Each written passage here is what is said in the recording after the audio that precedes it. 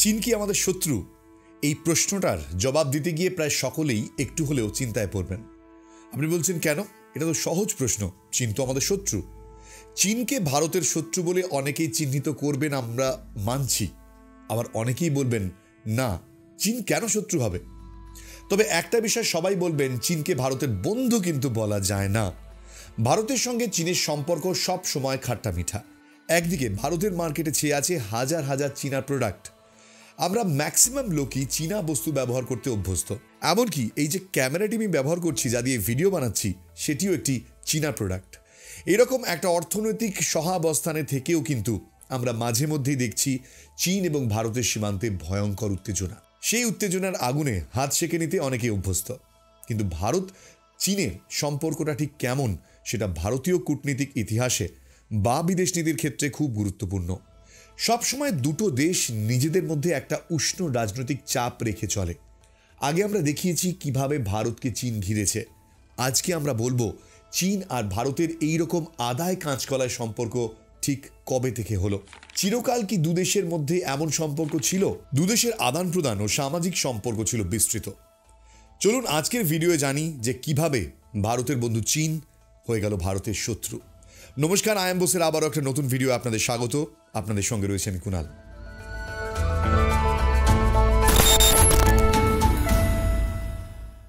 একটা সময় ছিল যখন এই কলকাতা শহরের বুকে পোস্টারে লেখা হতো, চীনের চেয়ারম্যান আমাদের চেয়ারম্যান। কিন্তু সেই সব অবাস্তব রাজনৈতিক স্লোগানকে দূরে সরিয়ে বলা চলে যে তথাকথিত কমিউনিস্ট পার্টির বিরাট অংশ চীনে কমিউনিস্ট শাসন প্রতিষ্ঠার পর চীনের প্রতি সহানুভূতিশীল হন। এর আগে চীনের প্রতি সাধারণ ভারতীয় জনগণ বা বহু বুদ্ধিজীবীর সহানুভূতি ছিল। যেমন ধরুন রবীন্দ্রনাথ, জওহরলাল নেহেরু, সুভাষচন্দ্র বসু, বিজ্ঞানী মেঘনাদ সাহা একসময় চীনের প্রতি সহানুভূতিশীল ছিলেন তারা। কিন্তু সেই সময় চীন আর আজকের চীন কিন্তু সম্পূর্ণ আলাদা। ঠিক একইভাবে সেদিনের ভারত আর আজকের ভারতও আলাদা। দুটি দেশ সেদিন একই সাথে বিদেশি শক্তির বিরুদ্ধে স্বাধীনতার লড়াই চালাচ্ছিল। আর প্রায় একই সময় স্বাধীন হওয়ার পরে দুটো ভিন্ন ভিন্ন রাজনৈতিক অবস্থান হয় দুটো দেশের। ভারতের প্রতিষ্ঠিত হয় গণতান্ত্রিক বহুদলীয় ব্যবস্থা, আর চীনে অগণতান্ত্রিক একদলীয় ব্যবস্থা। চীন ও ভারতের মধ্যে সম্পর্ক খারাপের জন্য কমিউনিস্ট ব্যবস্থা যে অনেকটাই দায়ী, সেটা অস্বীকার করা যায় না। 1962 সালের সীমান্ত যুদ্ধের দগদগে ঘাটা এখনও আমাদের হৃদয়ে ভীষণ যন্ত্রণা দেয়। এরপর থেকেই ভারত ও চীনের মধ্যে সবসময় একটা টানা পোড়েন চলেছে। যখনই ভারতের মধ্যে বা বাইরে কোনো সমস্যা দেখা দিয়েছে, চীনের অবস্থান সবসময় থেকেছে বিপরীত দিকে। কিন্তু একটা মজার বিষয় লক্ষ্য করেছেন, চূড়ান্ত কোনো পদক্ষেপ কিন্তু চীন আর ভারত কেউই নেয়নি। পাকিস্তানের সঙ্গে ভারতের বহুবার সরাসরি সংঘর্ষ হলেও চীন এবং ভারত দুদেশই কিন্তু সংঘর্ষ এড়িয়ে চলেছে। চীন ও ভারতের মধ্যে সাংস্কৃতিক ও অর্থনৈতিক সম্পর্ক সেই প্রাচীন কাল থেকে চলে আসছে। চীন ভারতের সম্পর্কের আরেকটা বড় মাধ্যম ছিল বৌদ্ধ ধর্ম। দুটি দেশের সামাজিক অবস্থানকে গভীরভাবে প্রভাবিত করেছে এই বৌদ্ধ ধর্ম। বৌদ্ধ ধর্মের পণ্ডিত মানুষ যেমন ভারত থেকে চীনে গেছেন, তেমনই চীন থেকে ভারতে এসেছেন। আর এই যোগাযোগের প্রধান সূত্র হয়ে উঠেছিল সিল্ক রুট। এই রাস্তাই ছিল প্রধান বাণিজ্যিক পথ। সিল্ক রুট বা রেশম পথ খ্রিস্টপূর্ব 2য় শতাব্দী থেকে 8শ শতক পর্যন্ত উপমহাদেশীয় অঞ্চলগুলোর মধ্যে দিয়ে পূর্ব এবং পশ্চিম এশিয়া, ইউরোপ ও ভূমধ্যসাগরীয় অঞ্চলকে সংযুক্ত করে রেখেছিল এই পথ। প্রায় 4000 মাইল দীর্ঘ এই পথের নামকরণ করা হয়েছে চীনা সিল্ক ব্যবসার নামে। চীনের হান রাজবংশের রাজত্বকালে সারা বিশ্বে তাদের সিল্ক বা রেশম সুনাম ছড়িয়ে পড়ে। তার ভারতে খুবই জনপ্রিয় হয়ে উঠেছিল এই কাপড়। বহু চীনা ব্যবসায়ী এই পথেই তাদের তৈরি রেশমের কাপড়কে ভারত সহ সারা বিশ্বে পৌঁছে দিতেন। তাই এই রাস্তার নাম হয়েছিল সিল্ক রুট। চীনের সঙ্গে শুধু ভারত নয়, কোরিয়া, জাপান, ইরান, ইউরোপ, আফ্রিকার যোগাযোগের প্রধান মাধ্যমই ছিল এই রাস্তা। চীন ও ভারতের মধ্যে বাণিজ্যের মাধ্যমে যোগাযোগ শুরু হলেও সেটা সাংস্কৃতিক আদান প্রদানে বদলে যায়। এই বদলের আরেকটি বড় মাধ্যম ছিল বৌদ্ধ ধর্ম। হান রাজবংশের সময় চীনে বৌদ্ধ ধর্ম প্রথম ছড়িয়ে পড়েছিল। একাধিক সম্রাটের পৃষ্ঠপোষকতায় সারা চীনে ব্যাপক প্রসার পায় বৌদ্ধ ধর্ম। বিশেষ করে তাং রাজবংশের সময় বৌদ্ধ ধর্মের রমরমা ছিল। এই তাং বংশের রাজারা ভারতীয় বৌদ্ধ গ্রন্থগুলোকে চীনা ভাষায় অনুবাদ করেছিলেন। চীনের প্রাচীন কনফুসীয় ধর্ম আর বৌদ্ধ ধর্মের মধ্যে প্রচুর মিল থাকায় চীনারা বৌদ্ধ ধর্মকে আনন্দের সঙ্গে গ্রহণ করেছিল। চীনে বহু বৌদ্ধ জ্ঞানপীঠ গড়ে উঠেছিল। বৌদ্ধ ধর্ম এবং শাস্ত্রকে ব্যাখ্যা করা এবং বৌদ্ধ দর্শনের শিক্ষা দেওয়ার জন্য এই শিক্ষা প্রতিষ্ঠানগুলি কাজ করত। তখনও বহু চীনা পণ্ডিত ভারতে এসেছেন এবং ভারত থেকেও বহু বৌদ্ধ পণ্ডিত গিয়েছেন চীনে। সপ্তম শতাব্দীতে ভারত থেকে চীনে ফিরে গিয়ে পণ্ডিত ই জিং প্রশ্ন করেছিলেন, ভারতের কোনো প্রান্তে এমন কোনো মানুষই কি আছেন যিনি চীনের অনুরাগী নন? 10 বছর নালন্দায় কাটানোর পর ই জিং তখন সবেমাত্র দেশে ফিরেছেন। ই জিং ছিলেন বহু চৈনিক জ্ঞান অন্বেষণকারীদের মধ্যে একজন, যিনি ভারত চীনের সাংস্কৃতিক সম্পর্কের বিকাশে গুরুত্বপূর্ণ ভূমিকা নিয়েছিলেন। প্রথম সহস্রাব্দ জুড়ে চীন এবং ভারতের মধ্যেকার এই মননগত যোগাযোগটি দুই দেশের মধ্যে খুবই গুরুত্বপূর্ণ ছিল। দুই দেশের মননগত যোগাযোগে বৌদ্ধ ধর্ম গুরুত্বপূর্ণ ভূমিকা পালন করলেও যোগাযোগের ক্ষেত্রটি কেবলমাত্র ধর্মের মধ্যে সীমাবদ্ধ ছিল না। বিজ্ঞান, গণিত, সাহিত্য, ভাষাতত্ত্ব, স্থাপত্যবিদ্যা, ভেষজবিদ্যা এবং সঙ্গীত চর্চা হয়ে উঠেছিল প্রধান মাধ্যম। পঞ্চম শতকে ফাহিয়েন এবং সপ্তম শতাব্দীতে হিউয়েন সাংয়ের মতন বিভিন্ন চৈনিক পর্যটকদের রেখে যাওয়া বর্ণনায় আমরা জানতে পেরেছি যে তাদের উৎসাহ শুধু ধর্মের জন্য ছিল না, ছিল ভারত এবং চীনের সাংস্কৃতিক যোগাযোগ গঠনের জন্য। নালন্দা বিশ্ববিদ্যালয়ে সেই সময় হাজার হাজার চীনা মানুষ এসেছেন এবং শিক্ষা গ্রহণ করেছেন। তাদের লেখা স্মৃতিকথা থেকে তৎকালীন ভারত এবং নালন্দার কথা অনেকটাই জানা যায়। সেই সময় ভারতবর্ষ ছিল একটা জনপ্রিয় জ্ঞানপীঠ। ভারতের নালন্দায় কী ধরনের এবং কতটা উঁচু মানের জ্ঞান বিজ্ঞান চর্চা হতো সেটার বর্ণনা রয়েছে চীনের ছাত্রদের বর্ণনায়। ভারত সেদিনও চীনের ব্যবসায়ীদের কাছে একটা বড় মার্কেট ছিল। প্রথম দিকে যেমন রেশমের কাপড় ভারতে নিয়ে আসতেন চীনা ব্যবসায়ীরা, একাদশ শতাব্দী থেকে চীনামাটির বাসনপত্র ভারতে খুব জনপ্রিয় হয়ে উঠেছিল। 1002 বছর আগে ভারত, বিশেষত ধনশালী ভারতীয়দের ভোগ্যদ্রব্য ব্যবহারের প্রধান উপাদান ছিল চীন থেকে আসা নানা সামগ্রী। কৌটিল্যের অর্থশাস্ত্র গ্রন্থে চীনের থেকে আসা দ্রব্যের কথা রয়েছে। প্রাচীন ভারতীয় সাহিত্যে চীনা দ্রব্যের বিভিন্ন সুন্দর প্রকৃতির উল্লেখ পাওয়া যায়।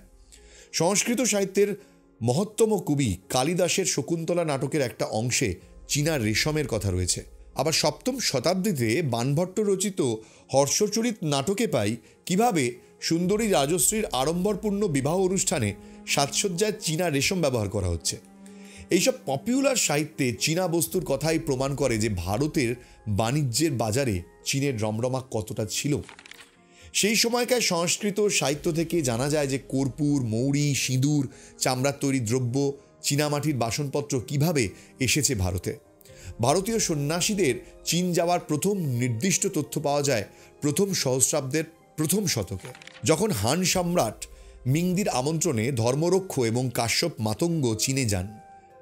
লোককাহিনী অনুসারে সম্রাট গৌতম বুদ্ধকে স্বপ্নে দেখেন। এরপরে বৌদ্ধ ধর্ম বিশেষজ্ঞদের চীনে নিয়ে যাওয়ার জন্য অনুসন্ধানকারীদের পাঠান। দুই ভারতীয় সন্ন্যাসী ধর্মরক্ষ ও মাতঙ্গ প্রচুর পুঁথি এবং স্মারক নিয়ে এক সাদা ঘোড়ায় চড়ে চীন দেশে পৌঁছেছিলেন। চীনারা তাদের জন্য একটি বাইমাসি বা সাদা ঘোড়ার মঠ নির্মাণ করে দেন, সেখানে তারা জীবনের বাকি সময় অতিবাহিত করেন। এরপর থেকেই ভারতীয় পণ্ডিত সন্ন্যাসীদের চীনে আগমনের স্রোতটি একাদশ শতাব্দী পর্যন্ত নিরবচ্ছিন্নভাবে চলে এসেছে। হাজার হাজার সংস্কৃত পুঁথির চীনা ভাষায় অনুবাদকারীর শত শত পণ্ডিত অনুবাদকদের সম্পর্কে বিভিন্ন তথ্য জানা যাচ্ছে। একাদশ শতকে এই আগমনের ধারায় ছেদ পড়ে। এই সময় নব্য কনফুসীয়বাদের আধিপত্যের কারণে বৌদ্ধ ধর্মের পতন ঘটেছিল। অপরদিকে চীন থেকে ভারতে আসারও একটা ধারা দেখতে পাওয়া যায়। বহু চীনা পর্যটক ভারতীয় ভাষাকেও হৃদয়ে গ্রহণ করেছিলেন। তাদের মধ্যে ছিলেন লিংপিং বা ইজিংয়ের মতন পর্যটকদের কথা বলা যেতে পারে।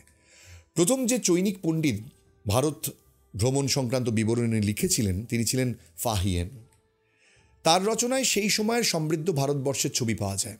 সঙ্গে সঙ্গে দেখা যায় যে চীনের সঙ্গে ভারতের মধুর সম্পর্কের ছবি। ভারতের বহু জায়গায় চীনা পর্যটকদের জন্য বাসস্থান তৈরি হয়েছিল। প্রাচীন ভারতীয় ধর্ম এবং দর্শন যেমন চীনা পর্যটকদের আগ্রহের বিষয় ছিল, তেমনি ভারতীয়রা চীনের সংস্কৃতি, শিল্প, বাণিজ্য নিয়ে খুব উৎসাহী ছিলেন। চীন থেকে আসা পরিব্রাজকদের মধ্যে বিখ্যাত ছিলেন জুয়ানজাং। তার আগমন ঘটে সপ্তম শতাব্দীতে। তাং রাজত্বকালের শেষ পাদে জুয়ানজাং ছিলেন এক শক্তিমান পণ্ডিত। তিনি বহু সংস্কৃত পুঁথি সংগ্রহ করেছিলেন। 16 বছর ধরে তিনি সারা ভারত পরিভ্রমণ করেন। নালন্দা বিশ্ববিদ্যালয়ে জুয়ান চিকিৎসাশাস্ত্র পর্যন্ত পড়েছিলেন। জুয়ানজাং উত্তর ভারতের বৌদ্ধ সম্রাট হর্ষবর্ধনের সঙ্গে দেখা করেছিলেন। চীন এবং ভারতের সম্পর্কের বিষয়ে তাঁদের সঙ্গে আলাপ হয়েছিল।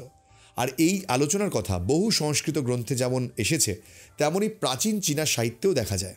এমনকি জুয়ানজাং ও হর্ষের দেখা হওয়া নিয়ে বহু চীনা নাটক হয়েছে। এর থেকে স্পষ্ট হয় চীন আর ভারতের সুসম্পর্কের বিষয়টা প্রাচীনকালেও এই দু দেশের কাছে কতটা গুরুত্বপূর্ণ ছিল। ভারত ফেরত চীন পণ্ডিতদের চীনে খুবই শ্রদ্ধার সঙ্গে দেখা হতো। দুদেশের মধ্যে সম্পর্কের বিষয় যেমন সুন্দর সহাবস্থান ছিল, তেমনি ভারত থেকে বৌদ্ধ ধর্মের প্রবেশকে অনেক চৈনিক পণ্ডিত কিন্তু ভালোভাবে দেখেননি। তারা ছিলেন চীনের রক্ষণশীল মানুষ। চীনা ইতিহাসের বিভিন্ন পর্বে বৌদ্ধ ধর্মকে প্রতিরোধের ঘটনা কিন্তু আছে। নিজেদের ধর্ম সংস্কৃতি বৌদ্ধ ধর্মের প্রভাবে নষ্ট হয়ে যাওয়ার ভয় পেতেন চীনের অনেকেই। হান উ ছিলেন নবম শতাব্দীতে বৌদ্ধ বিরোধী চিন্তাবিদদের মধ্যে একজন। পরবর্তীকালে কনফুসীয় ধর্মাবলম্বীরা তাকে বিশেষ করে ঊর্ধ্বে তুলে ধরেন। দাও ধর্মমতের মানুষরাও ভয় পেয়েছিল যে ভারত থেকে আসা বৌদ্ধ ধর্ম তাদের ধর্মকে নষ্ট করতে পারে, তাদের ধারণাকে নষ্ট করতে পারে, তাদের আদর্শকে নষ্ট করতে পারে। একটা বিষয় লক্ষ্য করার মতন, বৌদ্ধ ধর্ম এবং দাও ধর্মমতের মধ্যে অনেক মিল থাকার পরেও দাও ধর্ম বৌদ্ধ ধর্মের বিরোধিতা করেছিল, কারণ চীনা উগ্র জাতীয়তাবাদ তাদের বাধ্য করেছিল বৌদ্ধ ধর্মের প্রতি আক্রমণাত্মক হতে। একটা উদাহরণ দেওয়া যাক। 4th শতকের প্রথম দিকে ওয়াং ফু নামে এক দাওপন্থী বৌদ্ধ ধর্মের বিরুদ্ধে একটা বই লিখেছিলেন। বইটার নাম ছিল লাওজি হুয়া হু জিং। এই বইটায় তিনি বৌদ্ধ ধর্মের বিরুদ্ধে যে অভিযোগ এনেছিলেন, কোনোটাই ধর্মীয় বা দর্শনের তত্ত্ব থেকে নয়। প্রত্যেকটা যুক্তির পেছনে ছিল চীনা ধর্ম এবং সংস্কৃতি ধ্বংস হয়ে যাওয়ার প্রবল আশঙ্কা। প্রথম সহস্রাব্দে ভারত এবং চীনের বুদ্ধিজীবীদের মধ্যে ভাবের আদান প্রদান খুব জোরালো ছিল। জ্যাক ক্লদ মার্জলফ একজন চীন গবেষক। তিনি তার গবেষণা গ্রন্থ in works on the Chinese সায়েন্সে বলেছেন যে চীনের পণ্ডিতদের ভীষণ প্রভাবিত করেছিল ভারতীয় গণিত। আরেকজন ইউরোপীয় পণ্ডিত গবেষক জোসেফ নিডহ্যাম চীন থেকে ভারতে ছড়িয়ে পড়া বহু বিজ্ঞান ও গণিতের সূত্রগুলির একটা বিরাট তালিকা দিয়েছিলেন। নিডহ্যাম দেখিয়েছিলেন যে দুদেশের মধ্যে এতটা ভালো সম্পর্ক ছিল যে আজকের সময় দাঁড়িয়েও বোঝা যায়। প্রথম সহস্রাব্দ থেকে ভারত এবং চীনা পণ্ডিতদের বহু গবেষণা গ্রন্থ ভারতে মুসলিম বিজয়ের সময় এবং তার পরবর্তী সময়কালে ব্যাপকভাবে ধ্বংস করা হয়েছিল। ঘটনাক্রমে ভারতই ছিল বহির্বিশ্বের একমাত্র দেশ যেখানে প্রাচীন চীনের পণ্ডিতরা শিক্ষা ও প্রশিক্ষণ লাভের জন্য এসেছিলেন। চীনা মানুষের মধ্যে একটা রক্ষণশীলতা ছিল, সেই থেকেই ভারতের সঙ্গে একমাত্র তাদের সম্পর্ক গড়ে উঠেছিল। তানসেন তার গবেষণা গ্রন্থ বুদ্ধিজম, ডিপ্লোমেসি অ্যান্ড ট্রেডে দেখিয়েছেন যে চীন ভারত বাণিজ্যের পরিমাণ এবং নিরবচ্ছিন্নতা প্রায় ছোট করে দেখানো হয়। একাদশ এবং 4th শতকে চীন ভারত বাণিজ্যের সম্পর্ক অত্যন্ত ব্যাপক ছিল। এছাড়া প্রমাণসহ তিনি এই সিদ্ধান্তে এসেছিলেন যে 2য় সহস্রাব্দে ভারত এবং চীনের বৈজ্ঞানিক এবং গবেষকরা পরস্পরের পরিপূরক ছিলেন। ভারতের ব্রিটিশ শাসন ও চীনে ব্রিটিশদের আগ্রাসন নীতি দুই দেশকে কাছাকাছি এনেছিল। একসময় অন্যায়ভাবে চীনের মানুষকে আফিমের মারণ নেশায় মাতিয়ে রেখে ব্রিটিশ সরকার মুনাফা লাভের চেষ্টায় বারবার চীনে আফিমের ব্যবসা করতে চাইলে চীনের মানুষ প্রতিবাদ করেছিল। ব্রিটিশের সঙ্গে চীনের যে যুদ্ধ হয় তা ইতিহাসে আফিম যুদ্ধ নামে পরিচিত। এই যুদ্ধের সময় ভারতীয় বুদ্ধিজীবীরা বারবার চীনের পক্ষে কথা বলেছিলেন। রবীন্দ্রনাথের লেখায় সুন্দর বর্ণনা দেওয়া আছে আফিম যুদ্ধের। রবীন্দ্রনাথ তীব্র প্রতিবাদ করেছিলেন চীনের ওপর ব্রিটিশ সরকারের দমন পীড়নের। ভারতীয় বুদ্ধিজীবী এবং লেখকদের কাছে এই সময় থেকেই চীন একটি সহানুভূতির জায়গায় পৌঁছে যায়। এরপর থেকেই বারবার ভারতের বুদ্ধিজীবীরা চীনের পক্ষে দাঁড়িয়েছেন। 1937 সালে চীন এবং জাপানের মধ্যে যে যুদ্ধ হয়, সেই যুদ্ধে ভারতীয় নেতাদের সহানুভূতি ছিল চীনের দিকে। সুভাষচন্দ্র বসু তখন কংগ্রেস প্রেসিডেন্ট ছিলেন। তার উদ্যোগে চীনের ডাক্তার দ্বারিকানাথ কোটনিস এক মেডিকেল মিশন নিয়ে গিয়েছিলেন চীনে। কোটনিস চীনে কংগ্রেস মেডিকেল মিশন নিয়ে সেবার কাজ চালিয়েছিলেন। কংগ্রেসের নেতৃত্ব চীনের জাতীয়তাবাদ নেতৃত্বের সঙ্গে গভীর সম্পর্ক রেখে চলতেন। 1924 সালে রবীন্দ্রনাথ চীনে গিয়েছিলেন, ভ্রমণ করেছিলেন 49 দিন, বক্তৃতা করেছিলেন নানা জায়গায়। তখন এক উত্তাল সময়ের মধ্যে দিয়ে যাচ্ছিল চীন। রবীন্দ্রনাথ মূলত শুনিয়েছিলেন শান্তির কথা, মানুষের লড়াইয়ের কথা, বলেছিলেন আধ্যাত্মিক উন্নতির কথা। তখন চীনের কমিউনিস্ট ছাত্ররা রবীন্দ্রনাথের বিরুদ্ধে ব্যাপক বিক্ষোভ দেখিয়েছিলেন। তাদের মূল অভিযোগ ছিল রবীন্দ্রনাথ যেসব আধ্যাত্মিক কবিতা লেখেন সেগুলো চীনের কোনো কাজে লাগবে না, বরং ক্ষতি করবে। এই সময় নব্য কমিউনিস্টরা ভারত থেকে আগত বৌদ্ধ ধর্মকে চীনের জন্য ক্ষতিকর মনে করে এবং রবীন্দ্রনাথকে তার প্রতিনিধি মনে করে কবির বিরুদ্ধে বিক্ষোভ দেখায়। এরপর থেকেই চীন এবং ভারতের সম্পর্কের বিষয়টি প্রশ্নের মুখে পড়েছিল। ভারতের কমিউনিস্ট পার্টির লাইন ছিল উগ্র জাতীয়তা এবং রক্ষণশীলতাকে প্রশ্রয় দেওয়া এবং একই সঙ্গে সমস্ত ধর্মীয় চিন্তার উচ্ছেদ ঘটিয়ে একটা আধুনিক রাষ্ট্র গঠন করা। এই সময় থেকে চীনের জাতীয়তাবাদী নেতৃত্ব চীনে কোণঠাসা হতে থাকলো। সেই স্থানে এলো কমিউনিস্ট পার্টির ক্ষমতা। কমিউনিস্টরা অতীতে ব্রিটিশ সরকারের সমস্ত রকম সেটেলমেন্টকে নস্যাৎ করতে চাইল। তাদের প্রথম থেকে মনে হয়েছিল যে ইউরোপকে টেক্কা দেওয়ার একটাই পন্থা, সেটা হলো ইউরোপের মতন করে চিন্তা করা। ভারত ও চীন সম্পর্কের অবনতির শুরু হয় ভারতের স্বাধীনতা প্রাপ্তি এবং চীনের কমিউনিস্ট শাসন প্রবর্তনের পর। কমিউনিস্ট শাসিত চীনের নেতৃত্বে প্রথম থেকেই ভারতের সঙ্গে সীমান্ত নিয়ে শুরু হয় বিরোধ। অন্যদিকে নতুন একদলীয় সরকার যেভাবে চীনের মানুষকে উত্ত্যক্ত করে তুলেছিল, সেখানে চীনের মানুষ নিজেদের প্রাচীন চিন্তা ঐতিহ্য ভুলে নতুন কমিউনিস্ট ভাবনায় আকৃষ্ট হয়। তারা প্রথম থেকেই এই ম্যাকমোহন যে লাইন তাকে অস্বীকার শুরু করে। ম্যাকমোহন লাইন হলো তিব্বত এবং ব্রিটিশ ভারতের সীমানা, যা 1914 সালে সিমলা কনভেনশনে স্বীকৃত হয়েছিল। তিব্বতের রাজার সঙ্গে দীর্ঘমেয়াদী যুদ্ধের পর ইংরেজরা একটা পার্মানেন্ট সেটেলমেন্টে এলেন। ব্রিটিশ সচিব হেনরি ম্যাকমোহন এবং তিব্বতের রাজার প্রতিনিধি লোনচেল সত্রা তিনি এই চুক্তিতে স্বাক্ষর করেন। ঠিক হয় এই সীমানাই হলো ভারত এবং তিব্বতের মধ্যেকার চরম সীমানা। ম্যাকমোহন লাইন মূলত হিমালয়ের চূড়া বরাবর ভুটানের কোণ থেকে বর্মা সীমান্তের ইসুরাজি পাস পর্যন্ত 890 কিলোমিটার পর্যন্ত বিস্তৃত। এই লাইনটি তৈরি হওয়ার পর মনে করা হয়েছিল ভারত আর চীনের মধ্যে কোনো বিরোধ হবে না। চীনের সরকার কিন্তু এই লাইন মেনে নেয়নি। তারা প্রথম থেকেই তিব্বতের আলাদা অস্তিত্ব মানে না, তিব্বতকে আলাদা একটা রাষ্ট্র বলে গ্রহণ করে না। তাদের মতে তিব্বত প্রাচীনকালে চীনেরই একটা অংশ ছিল। মাও সেতুংয়ের নেতৃত্বে গঠিত গণপ্রজাতন্ত্রী চীন প্রত্যাখ্যান করেছিল এই ম্যাকমোহন লাইনকে। চীন সিমলা কনভেনশন এবং ম্যাকমোহন লাইনকে প্রত্যাখ্যান করে, দাবি করে যে তিব্বত একটা সার্বভৌম রাষ্ট্র ছিল না, তাই ব্রিটিশের সঙ্গে কোনো চুক্তি করার অধিকার তিব্বতের নেই। তবে চীন দুদেশের মধ্যে লাইন অফ অ্যাকচুয়াল কন্ট্রোলের অংশ হিসেবে লাইনটাকে স্বীকৃতি দিয়েছে। 1959 সালে চীনের প্রধানমন্ত্রী চৌ এন লাই তার একটা লেখায় সরাসরি তিব্বতকে চীনের অংশ বলেই দাবি করেন। তখনই চীনের মধ্যেকার যত সব বিরোধ একজোট হতে শুরু করেছিল। কমিউনিস্ট পার্টি চীন থেকে নির্বিচারে ধর্ম এবং বৌদ্ধ মঠগুলিকে সরিয়ে দিতে সচেষ্ট হলে তিব্বতে এই চীনা নীতির বিরুদ্ধে ব্যাপক গণ আন্দোলন শুরু হয়ে যায়। বহু বৌদ্ধ মঠ মন্দির ভাঙা হয়, বহু বৌদ্ধদের হত্যা করা হয়, বৌদ্ধ বিহারগুলো ধ্বংস করা হয়। 1959 সালে শুরু হয়ে যায় তিব্বত বিদ্রোহ। যখন তিব্বতের বৌদ্ধ ধর্মগুরু দলাই লামাকে অপসারণ করা হয়, তখন তিব্বতের রাজধানী লাসা বিদ্রোহী হয়ে ওঠে চীনের বিরুদ্ধে। চীনা মিলিটারি নৃশংসভাবে বৌদ্ধ সন্ন্যাসীদের দমন করে। তারা চেষ্টা চালাচ্ছিল দলাই লামাকে গ্রেফতার করার। নির্বিচারে বৌদ্ধ হত্যা এবং গ্রেফতার করা হয়। দলাই লামা বাধ্য হলেন দেশ ছাড়তে। চীনা পিপলস লিবারেশন আর্মির নৃশংস ঘাতকদের চোখ এড়িয়ে দলাই লামা দুর্গম পথ পাড়ি দিয়ে আশ্রয় নিলেন এই ভারতে। ভারত নৈতিকভাবে দায়বদ্ধ ছিল দলাই লামাকে আশ্রয় দিতে। আর এই আশ্রয়দানের ঘটনা থেকেই শুরু হয়ে যায় ভারত চীনের বিরোধ। এই আশ্রয়দানের পর থেকেই চীনা সেনারা লাদাখে টহল দিতে শুরু করে দিয়েছিল। বারবার প্রশ্ন করা হচ্ছিল তিব্বতের সঙ্গে ভারতের যে ম্যাকমোহন লাইন তা নিয়ে। চীনের তিব্বত দখল ভারত ও চীনের মধ্যে যুদ্ধের পরিস্থিতি তৈরি করে। চূড়ান্ত পরিণতি হলো 1962 সালে চীন ভারত যুদ্ধ, আর সেই থেকে এই দুদেশের মধ্যে বিরোধ স্থায়ী হয়ে রয়েছে।